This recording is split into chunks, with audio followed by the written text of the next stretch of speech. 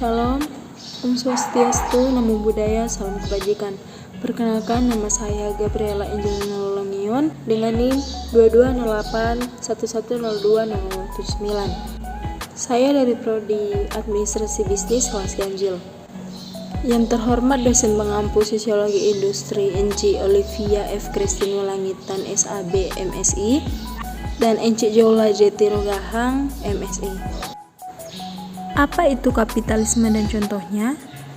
Kapitalisme adalah sistem ekonomi yang memberikan kebebasan penuh pada semua orang untuk melakukan kegiatan ekonomi untuk memperoleh keuntungan.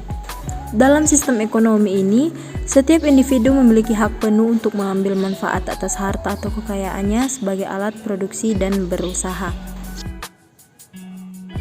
Sistem ekonomi ini merupakan sebuah cara dalam melanggengkan kapitalisme itu sendiri. Dengan diterapkannya sistem yang berlaku, juga memberikan kebebasan bagi para pelaku ekonomi dalam melakukan semua kegiatan ekonomi demi kepentingan ekonomi individu, faktor produksi dan sumber daya ekonomi. Asal-usul kapitalisme sendiri adalah berasal dari pemikiran Adam Smith melalui bukunya yang berjudul Wealth of Nations yang diterbitkan pada tahun 1776. Di dalam buku tersebut, dituliskan bahwa semua orang di dunia ini seharusnya diberi kebebasan untuk bekerja atau berusaha dalam persaingan yang sempurna tanpa intervensi dari pemerintah. Berikutnya ada ciri-ciri sistem ekonomi kapitalis. Yang pertama ada kebebasan untuk hak milik secara perseorangan, di mana diharapkan akan menimbulkan pemanfaatan secara maksimal akan segala sumber daya yang tersedia dalam kegiatan perekonomian. Yang kedua ada persaingan bebas. Persaingan bebas yang dimaksudkan adalah siapapun bisa berkompetisi dalam pasar. Kegiatan perekonomian tergantung dengan pasar. Dan yang ketiga ada kebebasan penuh. Kapitalisme meyakini bahwa manusia terlahir dengan memiliki kebebasan, di mana manusia dapat melakukan apapun yang diinginkan demi tercapai tujuan hidupnya, termasuk dalam mencapai tujuan ekonomi. Dan yang keempat, mementingkan diri sendiri. Kegiatan setiap individu dinilai akan membawa kemakmuran perekonomian. Saat setiap individu hanya mengurusi urusannya sendiri, maka mereka akan hanya terfokus untuk mengembangkan dan mengeksplorasi kemampuan sendiri. Dan yang kelima, harga sebagai penentu. Dalam sistem ekonomi kapitalis, harga yang akan menentukan segala kegiatan pasar. Pelaku ekonomi akan dengan sendirinya menyesuaikan dengan keadaan pasar saat ini. Selanjutnya kita masuk pada topik implementasi sistem ekonomi secara global. Pada saat ini, banyaknya modal atau uang yang terjadi dalam transaksi saham internasional, obligasi, dan mata uang. Penerapan teknologi komunikasi elektronik telah menjadikan jumlah uang atau modal yang begitu besar dapat ditransfer ke seluruh dunia dalam waktu singkat. Dengan cara itu telah menghasilkan peningkatan yang tak terprediksikan dalam harga saham. Dalam realitasnya, hanya sedikit investor akhir-akhir ini yang membeli saham dengan tujuan mendapat bagian keuntungan sebuah perusahaan yang dihasilkan melalui produksi dan penjualan komoditinya. Poin dari jual beli di pasar modal adalah spekulasi, menjual dan membeli saham di perusahaan-perusahaan dengan harapan menghasilkan keuntungan yang cepat dengan memprediksikan bila mana orang-orang lainnya akan membeli dan menjualnya besok atau dalam 5 menit mendatang. Perkembangan kapitalisme global di abad mutakhir ini sudah semakin canggih dan kompleks.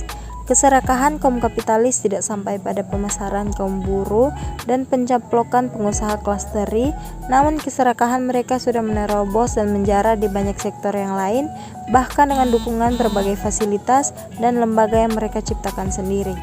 Kaum kapitalis juga ingin membesar dengan cepat. Caranya ialah dengan menciptakan lembaga perbankan. Fungsi utamanya adalah untuk mengeruk dana masyarakat dengan cepat sehingga dapat segera mereka manfaatkan untuk menambah modal perusahaannya agar bisa menjadi cepat besar. Secara umum, globalisasi ekonomi menyangkut lalu lintas barang dan modal secara internasional. Dalam hal ini, kapitalisme global identik dengan pasar bebas, di mana modal dari suatu negara atau dari suatu badan usaha bebas berpindah kemana saja. Lalu lintas modal tersebut tidak berjalan sendirian, tetapi membawa serta pengaruh kekuasaan yang bersifat hegemonis. Pasar bebas merupakan istilah yang bisa mewakili kapitalisme global. Dengan pasar bebas, maka kekuasaan negara dalam bidang ekonomi semakin diperkecil, bahkan kalau bisa dihilangkan sama sekali.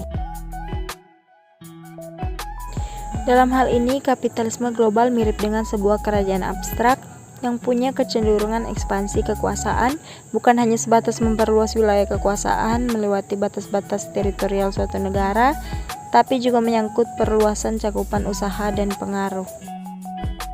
Kapitalisme global dewasa ini tidak hanya terbatas pada perdagangan komoditi, tetapi lebih merupakan perdagangan jasa dan keuangan, serta saham yang pada hakikatnya merupakan entitas abstrak.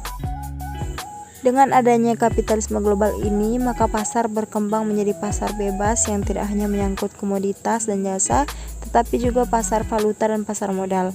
Dalam situasi itu, masyarakat terkondisi sebagai masyarakat yang liberal dan demokratis, karena kapitalisme global hanya dapat berkembang dalam ranah seperti itu.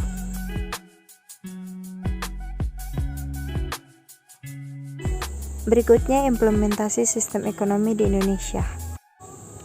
Untuk melihat atau memahami apakah sebuah negara itu bercorak kapitalisme ataukah sebaliknya yaitu sosialisme, maka indikator yang paling mudah untuk digunakannya adalah dengan melihat seberapa besar pihak-pihak yang menguasai sektor ekonominya. Jika sektor-sektor ekonomi lebih dikuasai swasta, maka negara tersebut cenderung bercorak kapitalisme, dan sebaliknya jika ekonomi lebih dikendalikan negara lebih bercorak sosialisme. Kebijakan Orba lebih berpihak kepada Barat dan menjauhi ideologi sosialis. Dengan membaiknya politik Indonesia dengan negara-negara Barat, maka arus modal asing mulai masuk ke Indonesia, khususnya PMA atau penanaman modal asing, dan hutang luar negeri mulai meningkat. Kembali ke dasar-dasarnya, apa yang menjelaskan pertumbuhan ekonomi makro Indonesia yang kuat?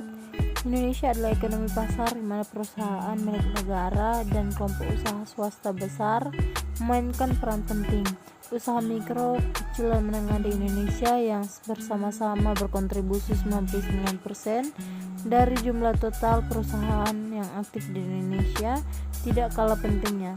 Mereka menyumbang sekitar 60% dari PDB Indonesia dan menciptakan lapangan kerja untuk hampir 108 juta orang Indonesia.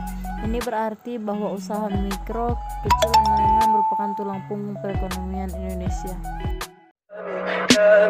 Tell me pretty lies, look me in the face, tell me that you love me.